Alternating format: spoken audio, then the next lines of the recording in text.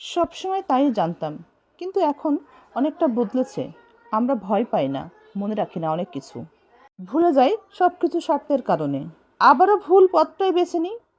একটা সময় আমরা জানতাম কারো ওপর প্রতিশোধ নেওয়ার আনন্দ কয়েকটা দিন থাকে, কিন্তু ক্ষমা করে দেওয়ার আনন্দ আজীবন থাকে। এবার একটা প্রশ্ন করি, আপনাদেরকে একটা প্রশ্ন করি, বলেন তো দেখি। খুব সহজ প্রশ্ন, দেখি বলতে পারেন কিনা। বলেন তো দেখি, আয় করা সহজ নাকি ব্যয় করা সহজ?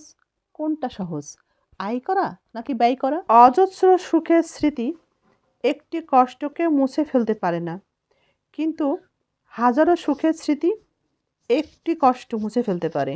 একজন ব্যক্তির শক্তি, সামর্থ্য, অর্থ, বিত্ত, টাকা পয়সা, বুদ্ধি, জ্ঞান যতক্ষণ থাকে সবাই তার পাশে থাকে। একটা বয়সে যখন তার শক্তি আর সামর্থ্য কমতে থাকে, তখন তার পাশ থেকে সকল মানুষ সরে যায়, মানুষটি একা হয়ে যায়।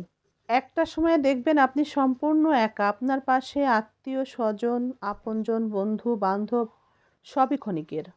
কখনো রূপের অহংকার করতে নেই, অহংকার যদি থাকতেই হয় সেটা হচ্ছে ব্যক্তিত্বের। কেননা জীবনের বেলা শেষে রূপ সৌন্দর্য অস্ত যায়, রূপ সৌন্দর্য হারিয়ে যায়, থাকে শুধু ব্যক্তিত্ব। তাই রূপের অহংকার করবেন না, কখনোই তাই নিজের রূপের অহংকার করবেন না, কারণ আপনার আসল সৌন্দর্য তো লুকিয়ে আছে আপনার ব্যবহারে। মনে রাখবেন, বন্ধুর সাথে কখনোই প্রেমের সম্পর্কে, ভালোবাসার সম্পর্কে জড়ানো ঠিক নয়। কেননা বন্ধুত্ব সম্পর্কটা চিরদিনের, যা কোনো না কোনো কারণে যদি কখনো ভেঙে যায়, তাহলে কোনো না কোনো কারণে আবারও তা পুনরায় জোড়া লাগে।